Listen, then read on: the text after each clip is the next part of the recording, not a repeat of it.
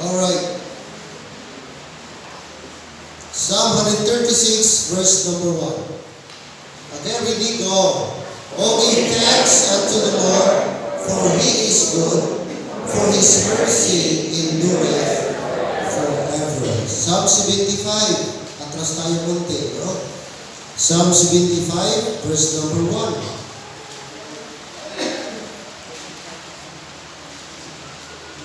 Psalm 75, verse 1.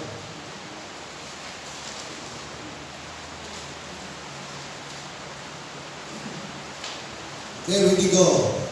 Unto Thee, O God, do we give thanks. Unto Thee do we give thanks. For that Thy name is near. Thy wondrous works declare. Let's pray. Lord, salamat this afternoon. Kumpleto namin ang araw for worship. Thank you, dear God, na may privilege kami this afternoon. Na huwag kami nadala sa paligid, sa mundo, Lord, na manakaw namin ang oras sa pananampahan. Ayaw namin maging guilty sa inyo. That's why this afternoon, once again, salamat po na nakabalik ang mga kapatiran. It's been my prayer na once again, remind us today how important, Lord, the importance of thanksgiving. I pray that you bless us this afternoon and also the message. This I pray in Jesus' name. Amen. Be seated, please. Our message is all about give thanks unto the Lord. Give thanks unto the Lord. In this verse, very clear ang Bible, unto Thee, address kay Lord, sabi ni King David, unto Thee, God, do we give thanks. Unto Thee do we give thanks. For that Thy name is near, Thy wondrous works declare. Don't you know the word thanksgiving and thanks mentioned in the Bible almost 1,000 times? So meaning, repeated word. So once we repeat pabalik-balik the word, that means important. Ibigyan ng emphasis ng Panginoong Diyos ang word na thanks and thanksgiving. So, napakarami. Several times na mention, multiple times the word thanks. In fact, ang book of Psalm, almost every chapter may makita ang word na thanks. No? Pasalamat. And in fact, this is the book of thanksgiving. Ito yung book na isulat ni King David at testimony niya, magpapasalamat niya how the Lord take care of himself, no? Personally sa kanyang life, since na naging shepherd siya, up to naging king siya, hanggang tumanda siya. Mga kapatid, ito yung song niya, ng papasalamat kay Lord. So address niya. So, isa sa mga good side kay King David, isa siyang klaseng tao na very thankful. Okay? Siya ang nagpauso ng thanksgiving. Pabalik-balik dito. Ang the word thanks and thanksgiving. Chapter 136, kung manotice mo, almost full chapter yan, nag-mention about thanksgiving. No? Thanks. Balik tayo doon. Sabi doon, 136, opening book pa lang yan, opening verse pa lang, give thanks unto the Lord. Why? For He is good, for His mercy endureth forever. Give thanks. Verse number 2, give thanks unto the Lord. Verse number 3, give thanks unto the Lord. So, pabalik-balik. Ano yung dapat pasalamatan dyan? For His mercy. And then sabi ng verse number 5, verse number 4 about His great wonders. Verse number 5 about wisdom. Pasalamat siya. And then verse number 7, to Him that made great lights.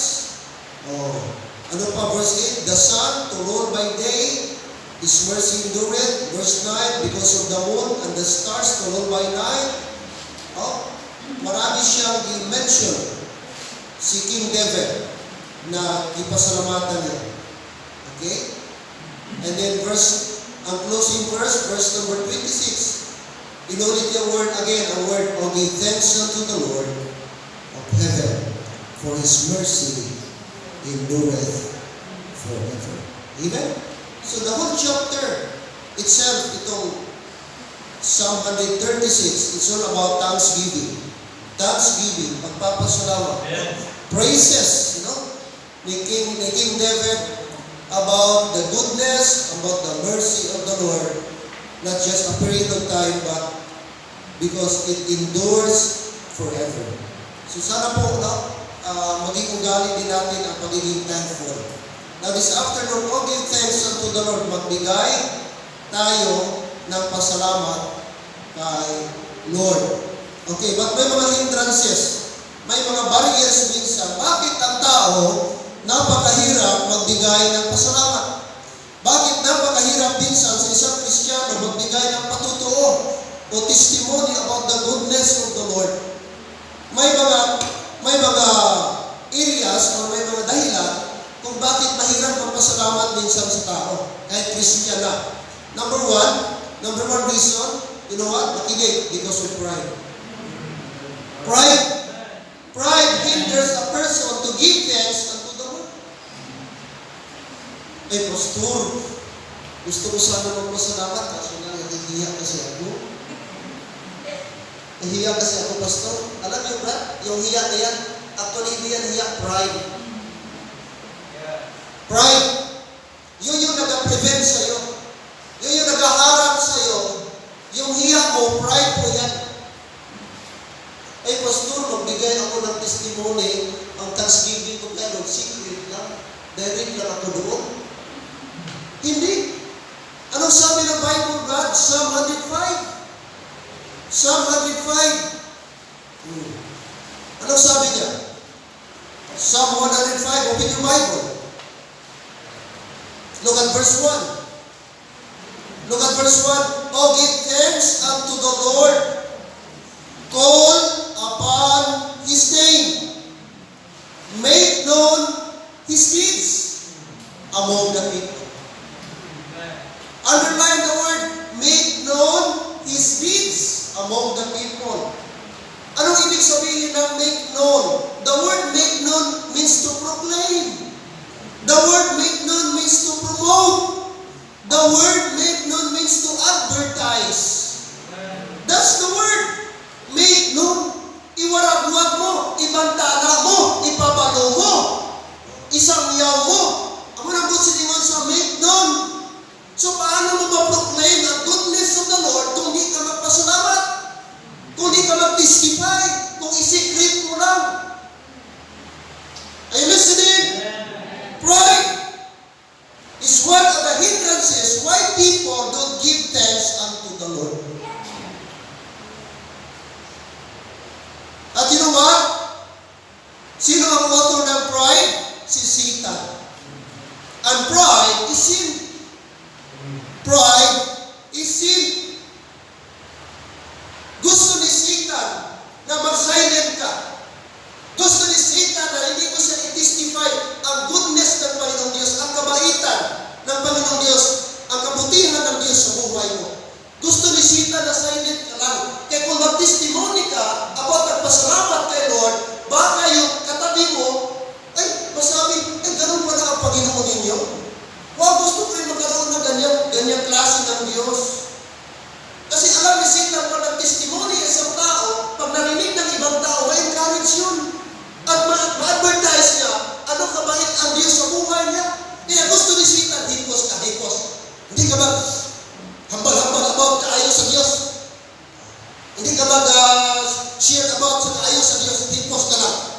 Maraming Kristiyano, ginagano ni Satan. Kasi ayaw ni Satan na pasalamat tayo sa Panginoon. Ayaw ni Satan na advertise natin ang goodness ng Panginoon. Ayaw ni Satan na advertise natin ang mercy ng Panginoon. Kaya gusto ni Satan, huwag ka magpasalamat. Nahiya ka. Kaya maraming mga Kristiyano dito, ganun. Tingnan mo pag Wednesday. Kung magpasalamat man, mag-testimony, parang napilitan ka. Ako na lang.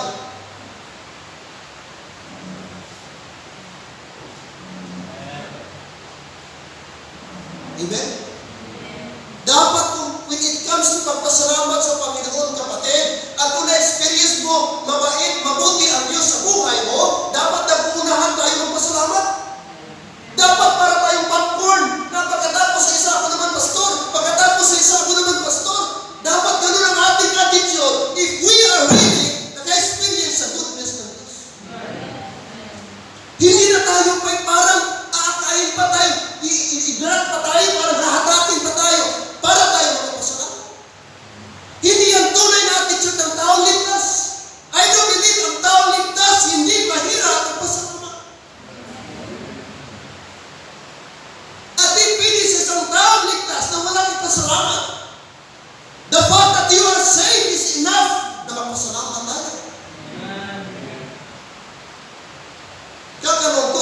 mga Kristyano dito, na-notice ko, since na-baptize, never ko pa narinig magpasalamat. Young people, wala akong Kristyano nakita at narinig magpasalamat. Kung meron man, nabalik-balik lang. Same person, same person. How about the others? Wala pa kayong ipasalamat? Yung naka-eskwela ka, nakapag-aral ka, na-enroll ka, enough na yan na magpasalamat ka sa Diyos. Anong hinihintay mo magpasalamat ka? Nagkaroon ka ng milyon-milyong pera? Magkaroon ka ng magandang bahay? Magkaroon ka ng magandang sasakyan? Saka ka pa magpasalamat? Hello? Pride! Yan ang naghahindir sa atin. Kung bakit ayaw o hindi tayo makapagpasalamat, hindi natin ma-promote, hindi natin ma-proclaim ang kabutihan ng Diyos sa buhay natin. Sabi ni King David, maliwanag ang Bible, "O give thanks unto the Lord. Call upon His name. Make known His deeds among the people." Make known His deeds. I-advertise mo. Ipagbigay alam mo sa mga tao. So kung tahimik ka lang, paano ma-promote si Jesus Christ sa buhay mo?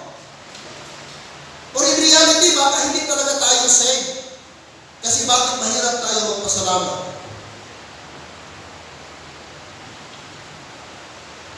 Ano sabi ng Ephesians 5:20? Ephesians 5:20.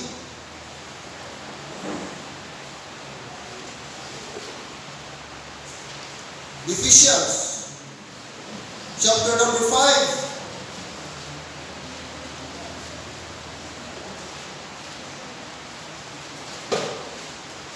Sabi ni Paul, giving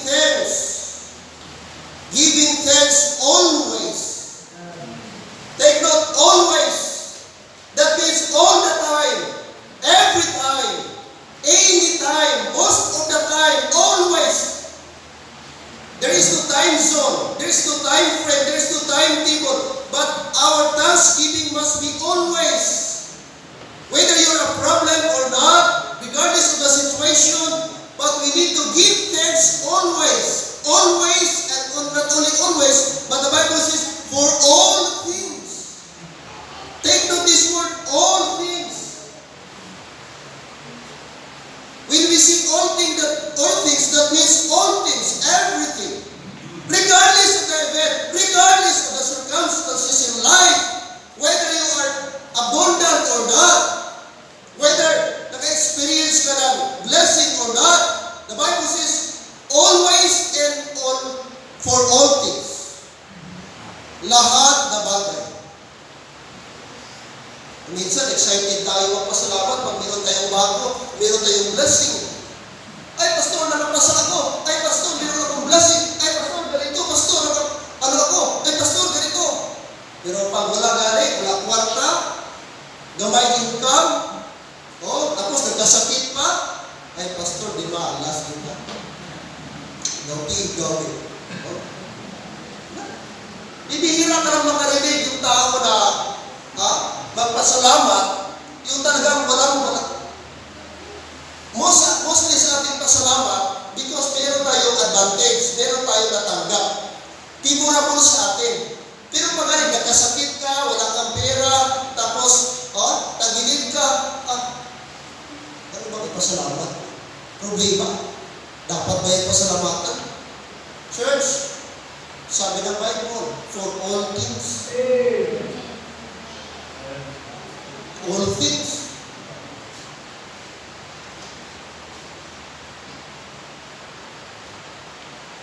Hindi tayo kailangan maging theologian para maintindihan natin.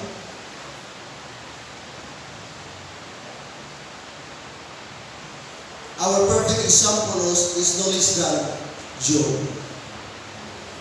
Amen. Job, nabankrupt lahat. Materially, financially, ang source of income niya, Grabe yung emotion niya.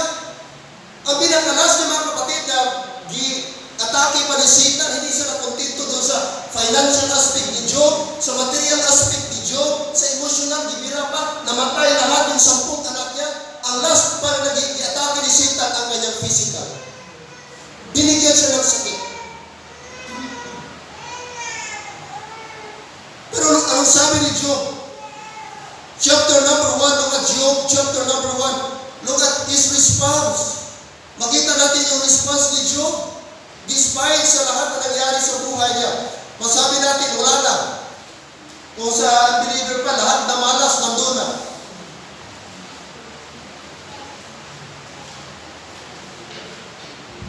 Pero anong ginawa ni Job? Mga kapatid, chapter number 1, please. Job chapter number 1.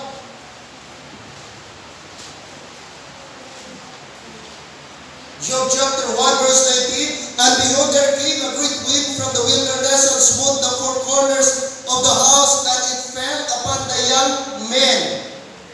Anak ito ni Job, and they are dead at that very day. And I only am escaped alone to tell thee.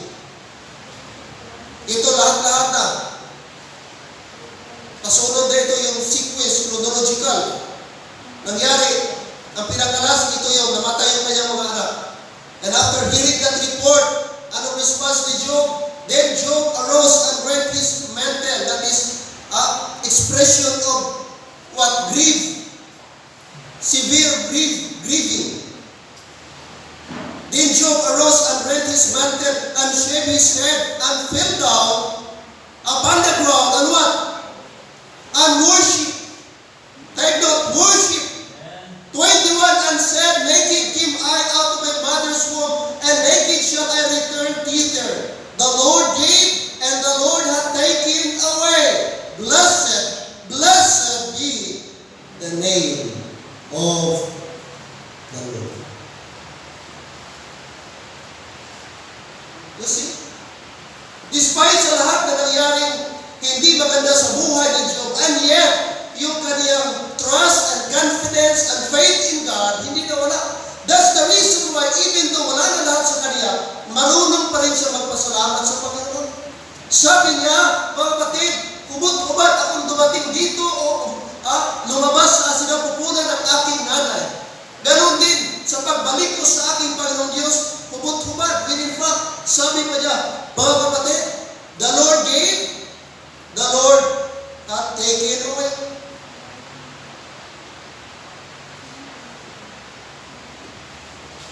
Verse number 10, chapter 2, verse number 10. Verse number 9, then said his wife unto, dost thou still retain thy integrity? Curse God and die. Verse number 10, chapter 2, but he said unto her, thou speakest as one of the foolish women speaketh. What? Shall we receive good at the hand of God? And shall we not receive evil? In all this did na Job sin with his lips. Amen. Amen. Ito yung uring tao, kapatid, na masabi natin intact ang kanyang faith. Kung siguro tayo sa kalagayan ni Job, iwan ko lang. Mostly sa atin siguro, baka i-blame natin Panginoon, and to the worst, atin pang i-curse. Lord, bakit ito? Diyos ka ba talaga? Bakit mo ako i-abandon? Dami tayo siguro mga question. Iwan ko lang kung may makaya. Sa modern times natin, may makakaya, may makatulad sa nagawa ni Job o nangyari o na-experience ni Job. Tayo lang, trabaho lang minsan. Tanang buhay na natin apektuhan. Alam na, dami na natin question, dami na natin reklamo. Hindi na tayo marunong magpasalamat. Blame natin Panginoong Diyos, dami tayong i-blame. Right? Pride hinders a person or someone to give thanks unto the Lord. Mga kapatid, alisin natin ang ating pride. Amen? Ayaw ni Lord na maging proud person tayo. Kundi gusto ng Diyos ba i-proclaim natin siya? Gusto ng Diyos i-make known natin siya, i-promote natin siya sa ating buhay. Kahit sa testimony pa lang, don't you know, na makapa-encourage na yan? Don't you know, testimony pa lang, mabless ka na? May mga tao na grabe yung nangyari sa buhay nila, pero na-survive nila. Paano nag-work si Lord sa buhay nila? Makarinig ka, mabless ka na. Despite sa lahat ng mga grabing naranasan. That's why sabi din po ni King David, diyan sa Psalm 104 verse number 33, I will sing unto the Lord as long as I live. I will sing praise to my God while I have my being. I will sing unto the Lord as long as I live. Hanggat buhay ako, pupurihin ko, aawitan ko, itataas ko ang pangalan ng ating Panginoon Diyos. I will sing praise to my God while I have my being. That is a testimony. That is expression of confidence ni King David. There were times, mga kapatid, habang nagsusulat itong mga song, itong psalm na ito si King David, don't you know, ang iba sa mga song, yung sinulat niya, nasa kuiba siya, nagtatago siya, kasi gusto siyang patayin ng kanyang father-in-law na walang iba si King Saul. Pero gikompos niya itong mga song na ito. Nasa kuiba sa saan siya, nagtatago siya. Pero tingnan mo yung kanyang pagpapasalamat. Tingnan mo ang kanyang testimony kung gaano kabait ang Panginoon sa buhay niya na hindi siya pinabayaan. Dami siyang pinagdaanan. Nahirap sa buhay. Hindi po easy road bago niya na-commit mga kapatid o na-obtain yung trono. Marami siyang pinagdadaanan. Hindi biro kapatid. Night and day hinahabol siya. Night and day nasa gubat siya. Kasi hinahunting siya. Pero makita mo yung mga content ng kanyang mga composition. Kasi compose ito ni King David. Mga song ito, song of praises itong book of Psalm. Kaya na tinawag Psalm. That means song. Pero puro pagpapasalamat. And never was a time, gi-question ni David, never was a time na gi-blame ni David ang Panginoon kung bakit gi-allow ng Diyos nangyari sa kanyang mga bagay na yan. Are you listening? Yeah.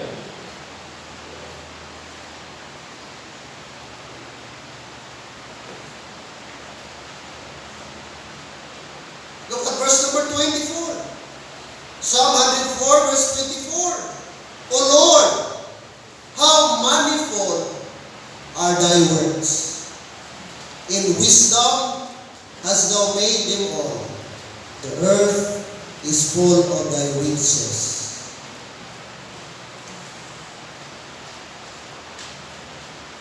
Na-realize ni King David yung greatness ng Panginoon. Yung works ng Panginoong Diyos, yung manifold works. Yung ginawa ng Diyos na hindi maintindihan ng human mind. Di maabot ang ating human mind. Di natin, ibig sabihin, unfathomable, hindi matungkad. Kaya sabi niya, O Lord, how manifold are thy works in wisdom as thou made him one. Kaya church, number one, barrier o hindrances. Bakit minsan sa tao mahirap magpasalamat? Number one, pride. Right. Pangalawa, itong tinatawag selfishness. Selfishness. Luke chapter 17. Luke chapter 17. Very famous account ito about the 10 lepers. But mag-remind sa atin, mag-refresh sa ating mind.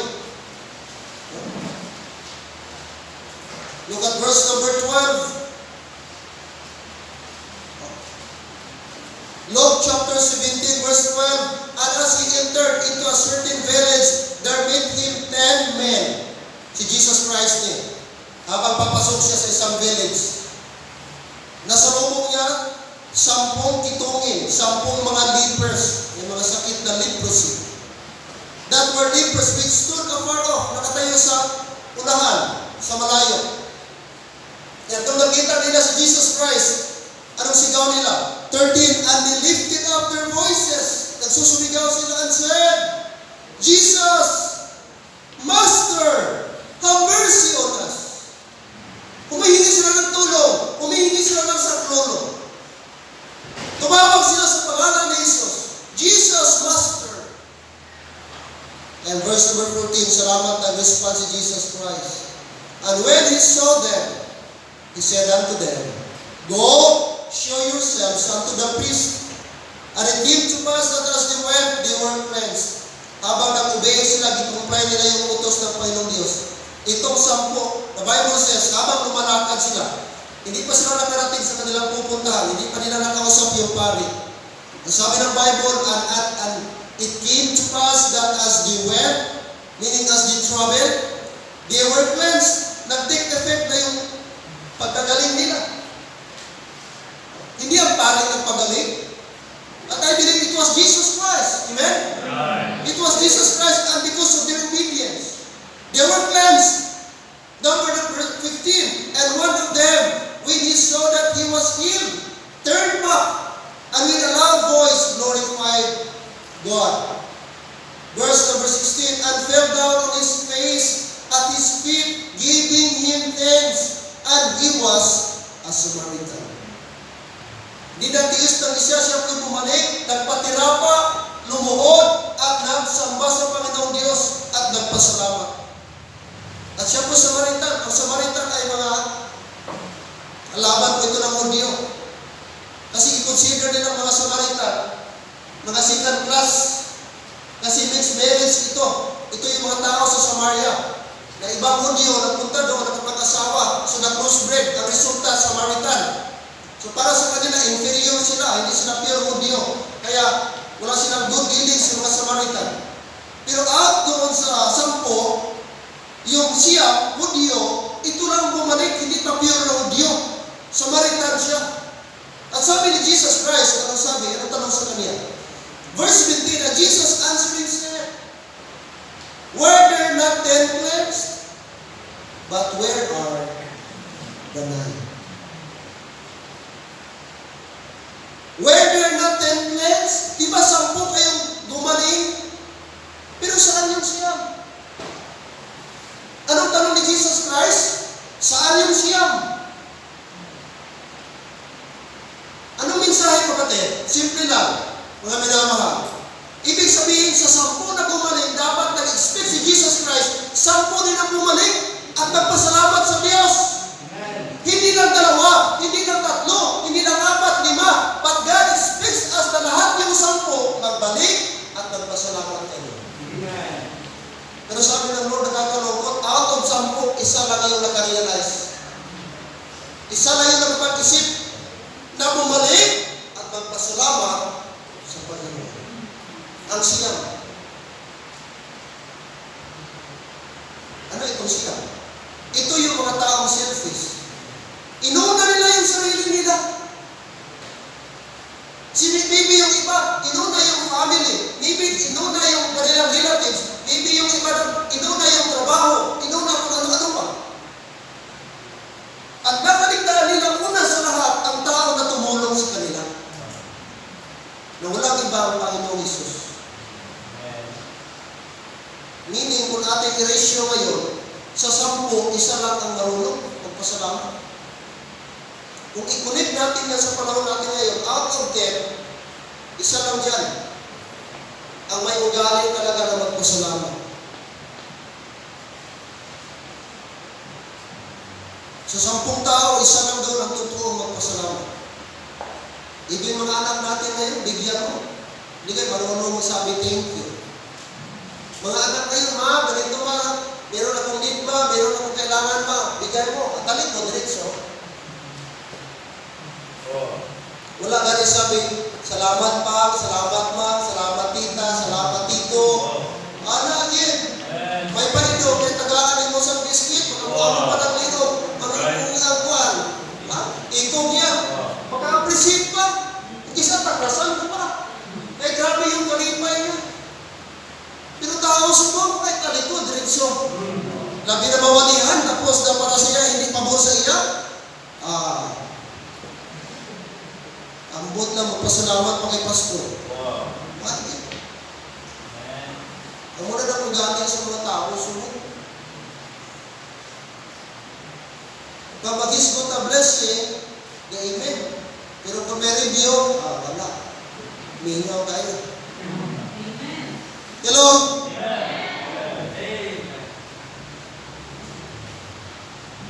Selfishness. Isang dahilan mga kapatid na ang tao, pag andyan yung selfishness ng tao, yan ang nag-prevent. Kasi ang selfishness kasi, me first, me. Pero pag di ka selfless ka, like Jesus Christ, selfless, wala, other first before me. Other first before myself. Yan ang selfless. Pero ang selfish, me first before others. Kung ano sobra kong imo, pero ako ulat. Ulat ka lang anay. Right. Yun ang tao eh. Ang tao kasi sagurista. Di ba palugi? Pirmi siya una, pirmi siya ako. Ako na ang tao. Imagine, 10 sila, out of 10, isa lang ang bumalik. Kaya tinatanong ang Panginoon, di ba 10 kayong gumaling? 10 kayong pinagaling ko, pero nasaan ang siyam? Nasaan ang siyam? Isa lang ang nakaalanang bumalik at nagpasalamat sa akin. At sabi ng Bible, siya po ay Samaritan.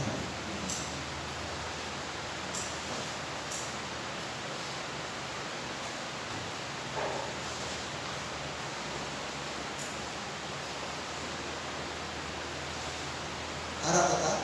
Amen.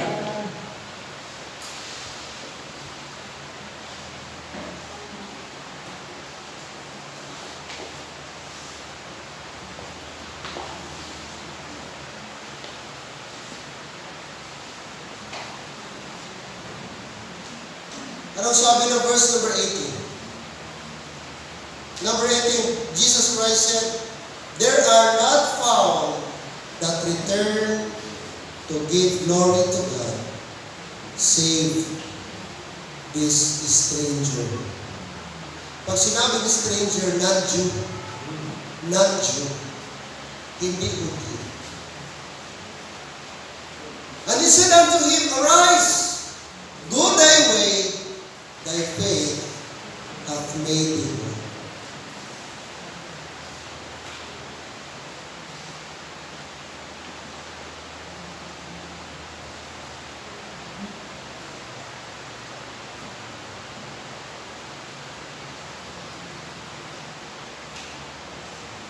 Mga kapatid, matiis mo, hindi ka magpasalamat kayo. Mula January, grabe yung pag-iingat ni Lord hanggang December.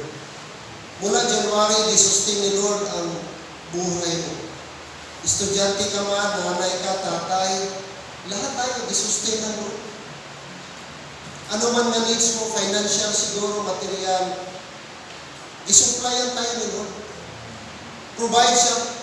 Lakas mo, protection mo, araw-araw, trabaho mo, pag-aaral mo, back and forth, trabaho mo, bahay mo, back and forth, eskwelahan, bahay mo, back and forth, simbahan, bahay mo. Ngayon, di ka marunong magpasalamat.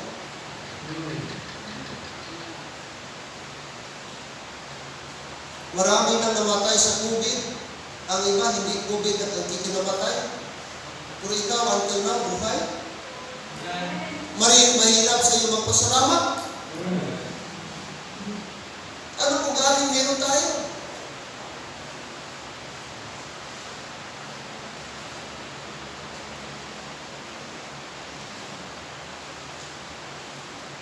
Mabuti man yung badyaw. Ano na? Badyaw.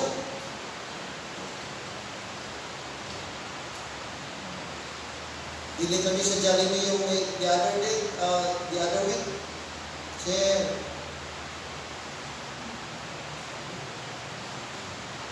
singko ba? Kahanap pa na sinsilyo. Tama iba. Salamat, sir. Kaya pang badyo, kapag na magpasalamat. Katisting na mo. Sir, salamat din siya. Huwag ka nang pulong na kasalamat mo. Bukurat ka na. Salamat din siya. Ano pa na ng 5 pesos? Atang mo, 10 pesos. Anong 10 pesos subong? Di ka naman mabusog sila. Tagpila ng turon subong? 10 pesos? Pila pastel? 20? Tagpila pastel? 20? 25? 15? 10? O, puruan ka ng pastel? 10? Hindi na saliog ba? Okay lang kung babae. Mga teens. Pero kung lalaki. Ha? Ay, abang! Pamangkuta silang pra. 5 na pastel, maubos na. Ano ka ng word pasalamat? Ikaw, how do you respond if you are being corrected by the pastor? If you are being rebuked by the pastor, how do you respond? Will you get mad or will you be glad? Duhara na. Will you be mad or glad? Malipay ka ba? O masakit ka? Magsunggod ka? Maglaing buot mo? Kaya tungod, nahambalan ka, na-rebuke ka. Minsan dyan ang ating maglabas ang ating attitude kung ginakorek tayo.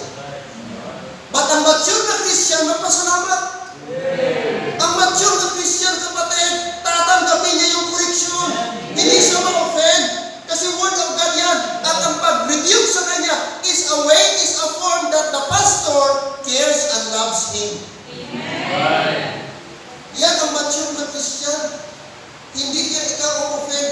Ako, nung young people pa ako, hindi sa pagpahambog. Every time magsimba ko, before ko maglakad, simbahan akong prayer. Lord, istoryahan ako kasi kasing subong. Kung may araw na i-review ka, kung Lord, para matadlong ko. Kaya sayang nagkadto ka simbahan, tapos hindi ka man gusto makurek. Hindi ka man gusto magpasaway. Anong purpose nagsimba ka? Kung ma-offend ka, kung pati kahumay mo kasing-kasing, ang purpose nagsimba ka, kaya gusto ta i-correct, ma-challenge, through the word of God. Kaya dapat natin pasalamatan. Kaya kung nagsimba ta, walang review, walang correction natin, manong na lang ta. Anong pulos nagsimba ta kung ita magpakorek? Sa pulong sa Diyos. That is my prayer. Lord, every Sunday, istorya ako. Speak to my heart. Kuha ka, Lord, na hindi ko ma-offend. Kuha akong kasing-kasing na hindi ko dapat magsungkot. Touch my heart. Give me a tender heart. Tagay ko kasing-kasing na musog bitar sa imong mga pulong. Kaya gusto ko ma-bless.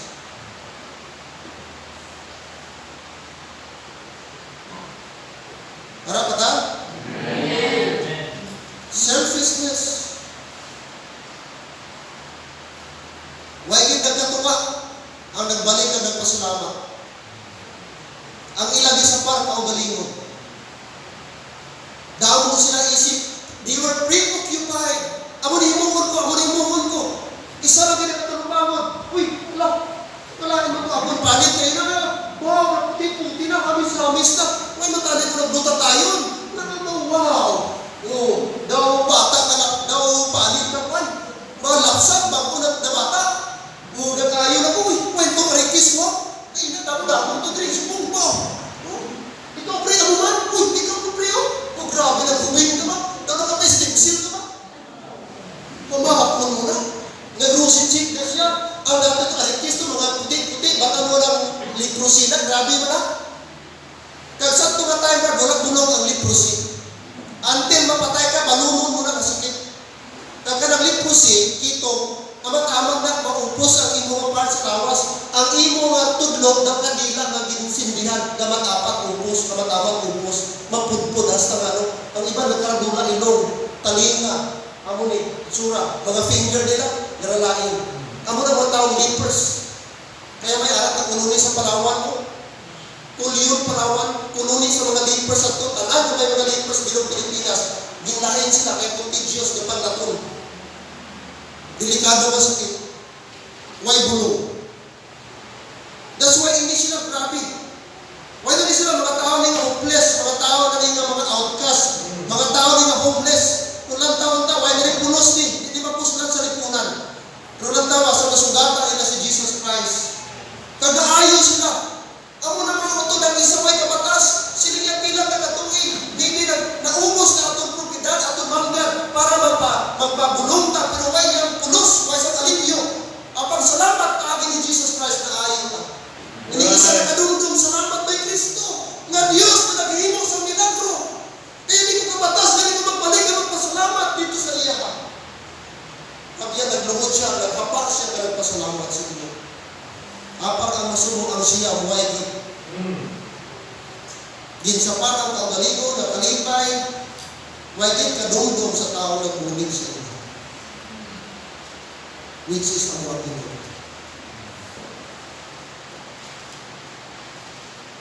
Abi na, balikin, anong usap to? Lantawa yung kinabuhi 10 years ago, 15 years ago. Ang amat-amata ibangit, ano ang mga kaayaw sa Diyos sa kinabuhi ko? Kaya kung may nakita ka sa 10 years ago, wala di mo ang Diyos, siguro may rason ka, hindi magpasalamat. Pero imposible 10 years ago, 15 years ago, why kasi magpasalamat sa Diyos? Grabe naman.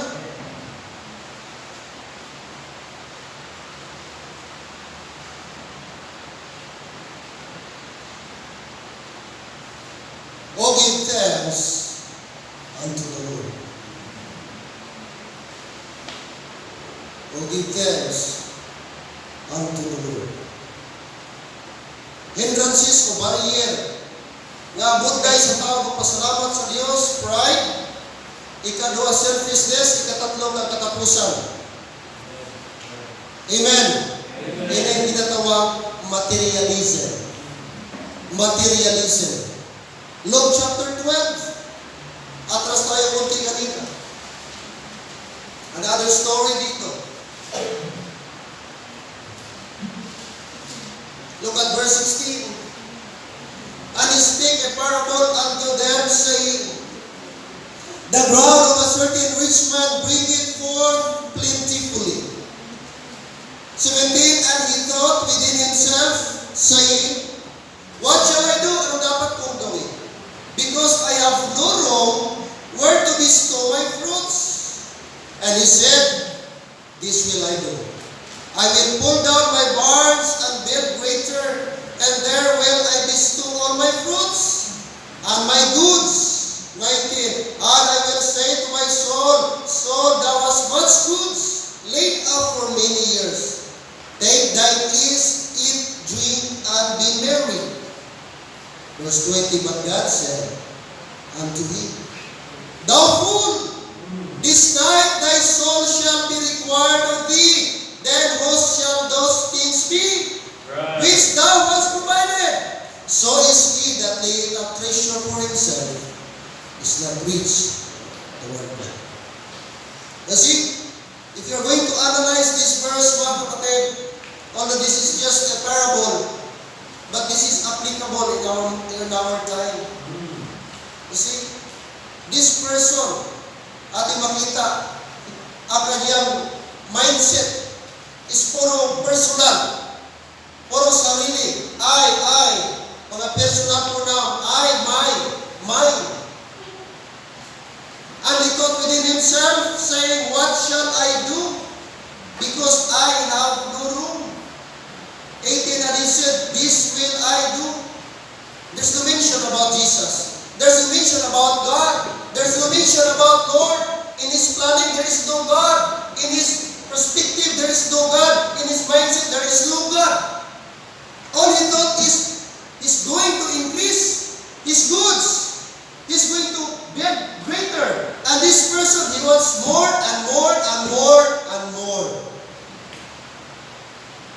Sirain ko yung aking maliit na budiga, tapos gagawa ko ng malaki, at doon ko ilalagat lahat na ating mga ari-arian. At sasabihin ko sa ating kaluluwa, magpakasaya ka. Sabi niya, uminom ka. Kumain ka, uminom ka, at magpakasaya. Ito yung tao na hindi man lang siya nakapagpasalamat kay Lord. Amen? Nung naka-harvest siya, sabi na verse number 16, and he spake a parable saying, the ground of a certain rich man brought forth plentifully. Meaning, grabe yung harvest, grabe yung blessing niya kay Lord. Yung kanyang farm, grabe yung increase, grabe yung blessing, maganda ang ani. Pero never natin makita dito na pasalamat sa kay Lord. Never natin narinig, mag-set aside ako certain sa aking mga harvest, dalhin ko sa temple, mag-offer ako doon sa temple. Okay? Itong aking wheat, itong aking corn, i-offer ko ito doon sa temple. Wala. Sabi niya, super dami itong aking harvest. Parang di na magkasya sa lumang budiga ko. Kaya gagawin ko, sirain ko at magpalaki at magpagawa ko ng bago. Yung super malaki pa. Para hindi na ako ma-problema pa. Para isang na lang, lakihan. Parang gym. Siya. Hindi yun yung mindset niya.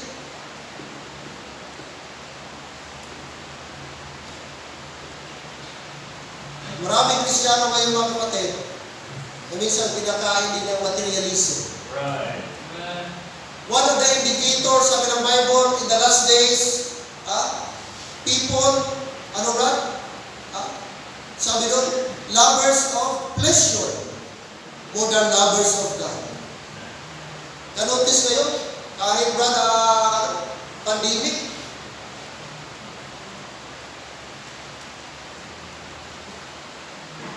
pero ang mga tao parang, pa rin? Accumulate.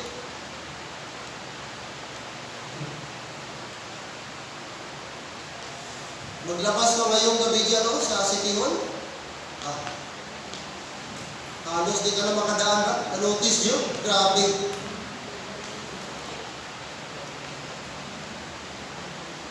There was one time, namin ipasyal. Sana si Mama. Di pwede, wala ka mapartigan.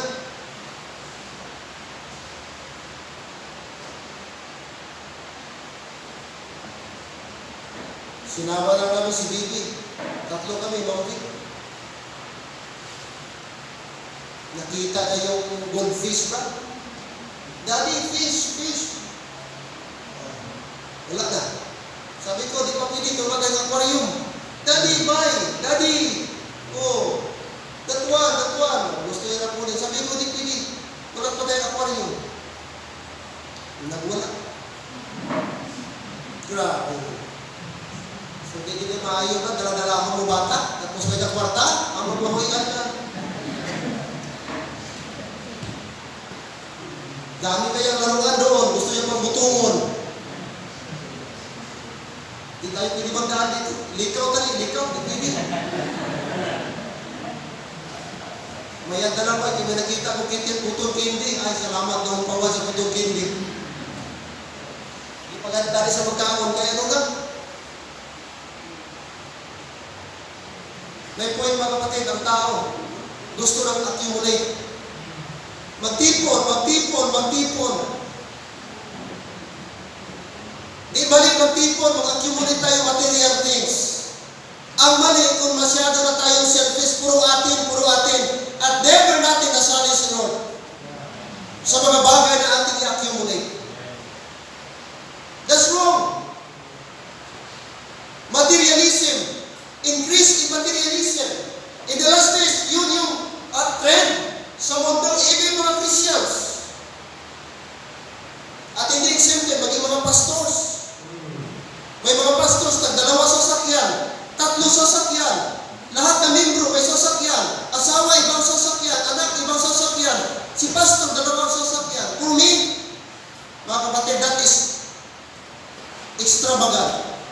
That is luxury. Tapos ang malungkot, mga high-end pa. nalaman akong pastor, ang sasakyan, Jaguar, sports car.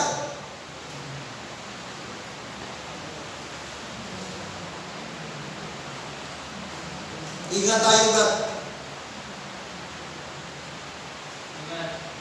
Amen? Materialism. Right. Ga-increase ngayon among even God's people.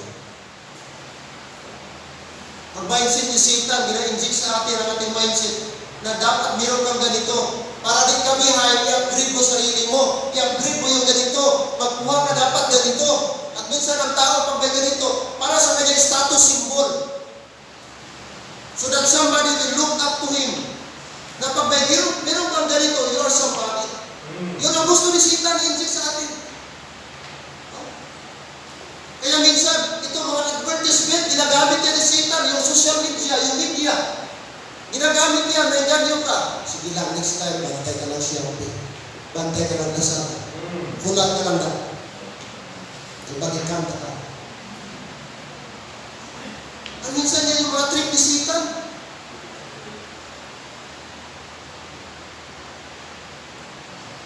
Mga Christian, halos every 2 years, 1 year, ka-upgrade ng cellphone. Kung okay pa man cellphone mo, ano i-upgrade mo na? Hello, amen? Ang masama, bago ka cellphone, pero may kaka-offering. Bago ka cellphone, may commission offering. Bago ka cellphone, pero may ka maghahatag sa mga commitment sa first fruit. Materialism. Kadto ka pa simbahan, may kakabit-bit Bible.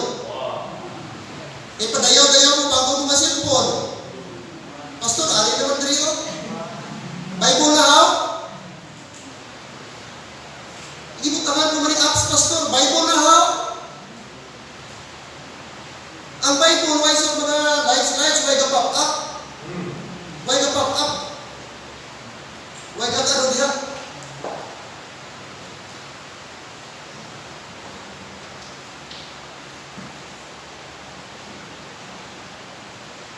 Materialism. This man, sabi ng Bible, thou fool! Anong tawag ni Lord sa kanya? Thou fool!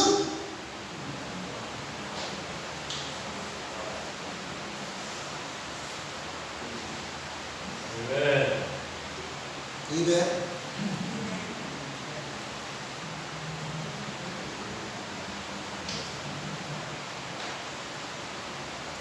Forgive siya na ginistorya niya sarili niya, oh. Kag, iambag ko, silingon ko sa akong kalag, damog ka na sa pagkabutang. Nakatipon ka sa malawig ng mga tinuig. Imo ano, mag-relax ka. Ha? Siling niya, take thy ease, eat, drink, and be merry. Amo na mindset sa tao. Pero ano siling sa Ginoo?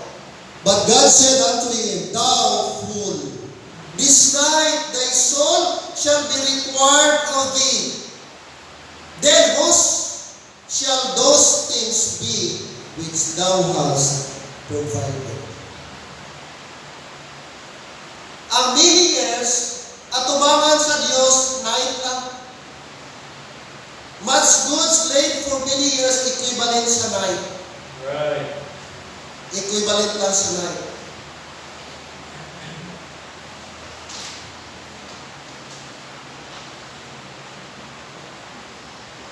Ang prayer ko, church, kung may i-allow lang ni Lord, may dako kung kwarta,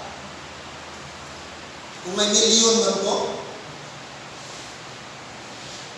ang balo na pastor kay Wayman, pero kung ara, ambot lang. Hello, amen? Ano gani na, kung amuyo ka sa Ginoo, gani ko kambyo atong kasing-kasing. Kaya ang tao abi dali na maganyag, ang tao abi dali magliso.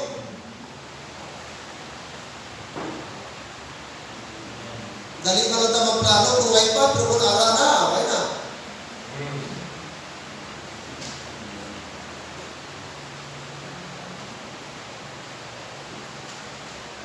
Hindi si Manny Pacquiao kung mature ni nga Christian, spiritual. Hindi hindi na rin mag-run magka-presidenta. Na mangita pa siya sa palibog. Mangita pa siya problema. Imbis mo siya problema, hello? Abi niya hapos presidente, pas ano mo bilog na problema sa Pilipinas? Kataway sa kabuhi niya. Senador, okay lang na hindi na siya executive, legislative lang. Pwede na makuha mga konsultan ka, ano? Pero ng presidente kapatid, executive, bunlay ka rin na magkapitan. Right. Hello, amen? Kapitan na rin, tanan ng problema sa loob mo, mga purok mo, mga problema niya, na inaway ka lupa, na inaway ka mga suma. Tawag kay kapitan, tawag kay kagawad. Ina-presidente. Kung kwarta ang lagso niya, maglagas na siya, ilan man ang sweldo sa presidente, 100,000. A month, 104 o 123,000 a month. Presidente, sweldo. Samantala siya, may bilyon na siya. Ano ka pa? Ako pa sa iya, nagbulig na rin siya. Naghibog na rin siya mga outreaches, nagbulig siya sa mga mission. Dunit siya sa mga church, bakal siya lupa. O patindugan church, bakal lupa, mga barato na sa bukid, mga tribal. O ato sa Mindoro, mga mangyan dito. O ato siya dito sa Agusan del Norte, itong mga nitibo dito. Davao Oriental, itong mga Aita, mga Mandaya. O dito sa Bukidnon, mga Bagukpo. O dito sa atong Tibuli, Blacan, damo ka mga Palapatan, Tibuli, Santo Tabato. O bakal siya mga lupa niya, patindungan sa baka. Mali pa yung Diyos. Nga manalaman ka pa, Presidente? Anong ginalagas mo? Position and power. Fame, prestige. Gusto mo, hindi madulay mo kasikat.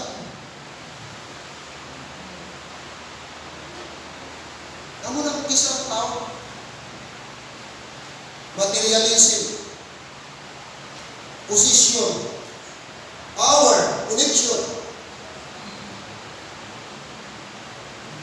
Pero mga autor, girebyong siya. Hindi nga tao, girebyong siya sa Ginoo.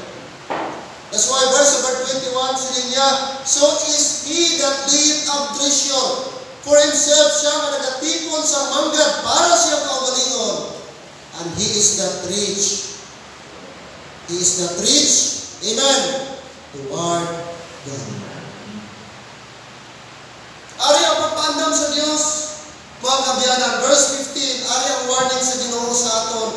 And he said unto them, aplikamo ni sa aton, take heed, maghanong kamo, magbantay kamo, and beware of what? Beware of covetousness sa tanan nga sahi sa pagkadamo. Right. For man's life consisteth not in the abundance of the things which he possesseth.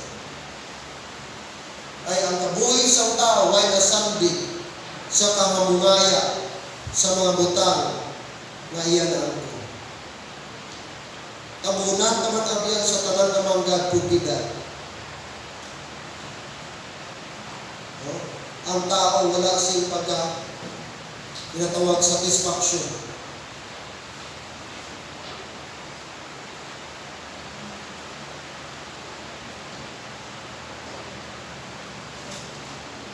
That's why mga utod, ang verse number, Exodus chapter 20, ari ang warning sa aton. Ari sa part ba sa 10 Commandments. Pero ano sabi ng 10 Commandments?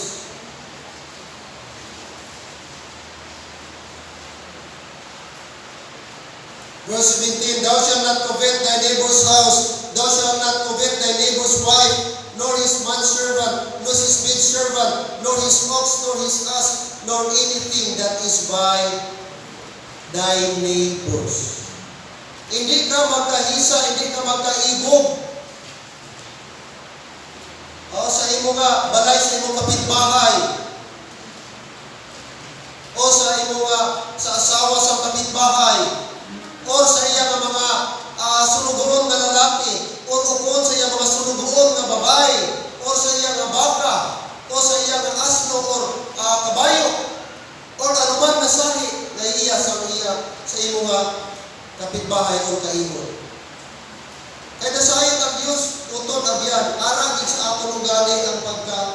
maibugol. Hello, amen? Right. Ay, tali ang muning balay ko.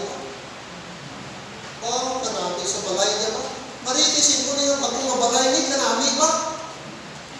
Umaganit, si ano ba na? Itong silingan ka ba na?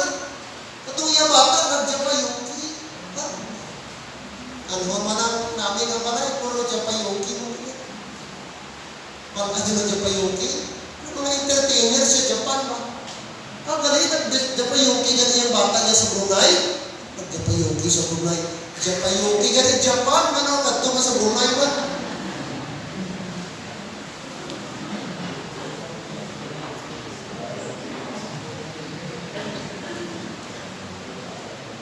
Di ta mahisa, brad. Amen? Di ta maigong kukis naman sa tawanog na kadalaman ka. Tani, may harapan ka. Tani, bis ka ma-improve naman yung atong tubok-tubok ni. Nung namin pa ni makahigda mata sa iyong kwan. Humok-humok man. Ano naman ang humok? Damo man surot. Humok gani, pero damo man mga bitik-bitik o ano na kapagagak.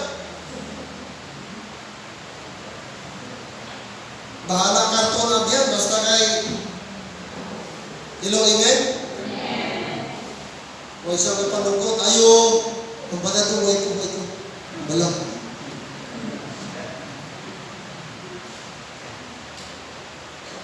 Karon kay nagtago kayo sa pirtahan.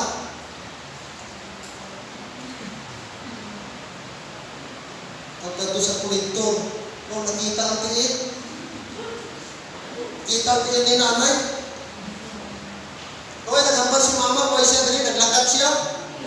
Siya mo ba?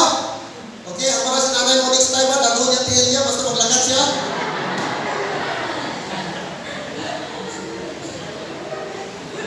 Nabigil ang tingin.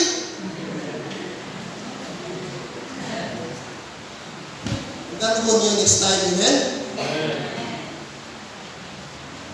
Materialism. Church study. Ang ibang na church, gano'n sila? Thanksgiving and love gift for Jesus. Kasi celebrate sila, Thanksgiving and love gift for Jesus. Ang ilang love gift for Jesus, ang ila 1 month salary, ila ihatag as love gift for Jesus. Wow. Tanggap nila 13 month fee nila, love gift for Jesus. Kung nagsweldo sila, 8,000 a month, 8,000 love gift for Jesus. Wow, diba? Hindi ba siya deserving? Itagaan na itong gift si Jesus? Nagitagaan pa tayo na first place ang gift? The gift of salvation? Mga auto, di ita magdalong sa Ginoo. Amen? Ato ni pray. Every time may blessing, tatani, ato madumduman una ang Ginoo. Lord, una ka. Imo ni Lord. E kung hindi tungod sa imo, di ko ni Mama. Every time may blessing ka, tani, automatic, na may sensor sa ato, kay Lord. Kay Lord, kay Lord. Kung amo na atong batasan, I believe, panalangin ng Espiritu. Masalamat ka. Di ka mamuyak, di ka magtulod-tulod, ay ikaw sis, ikaw ang mga brad. Hindi na lang mo. Brad, that is pride. Di malipay ang Diyos. Yung people, tali, karong 2021, liwaton na lang ito galing. Ganit na kabalo magpasalamat. Dapat 2022 mag-improve na ta. Alright. May aral na ta kasing-kasing. Biskar may ka material blessing, may nagabasi ang pagpasalamat material blessing. There are many ways na kita magpasalamat sa Diyos. And there are many things na dapat natin pasalamatan sa Ginoo. Dapat tali, hindi ta magkataka, hindi ta mataktan sa pagpasalamat always sa kayo sa Diyos sa atong kinabuhi. Kaya wala nauntat ang Diyos sa paghatag sa pagpapamayo sa atin. Amen. O give thanks unto the Lord. For what? He is good. His mercy endureth forever. Indog na palingaw, Ginoong Diyos, salamat tayo Lord sa puno. Salamat